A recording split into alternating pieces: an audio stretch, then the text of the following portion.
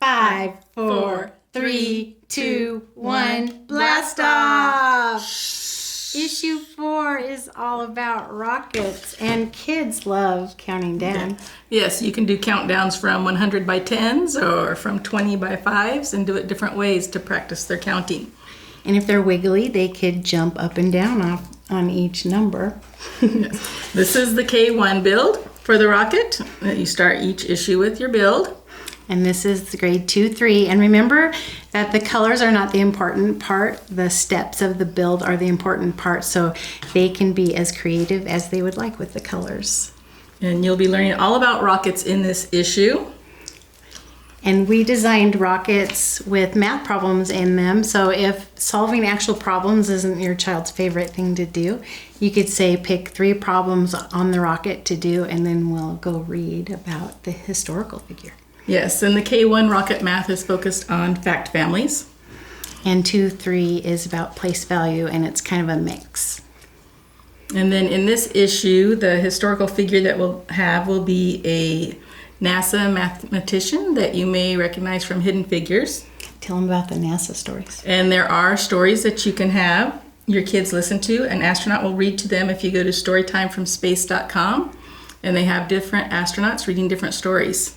Which are super cool because they're floating while they read. Yes. And you can sometimes see Earth in the window behind them. Yes. So that could be a reward if they're struggling with at-home learning. That could be their reward at the end.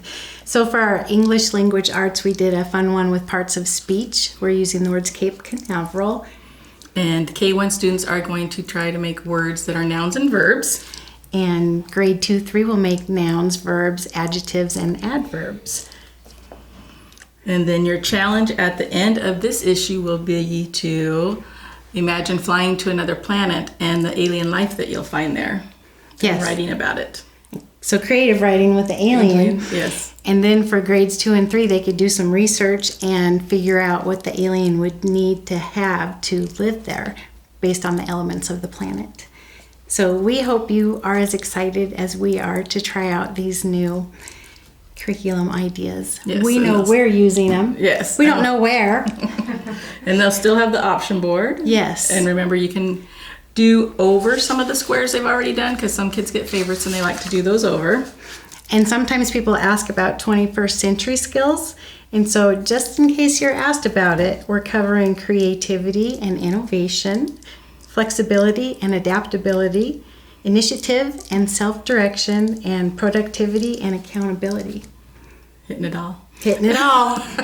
We have to combine, right, so we can get through it all. So have fun with it.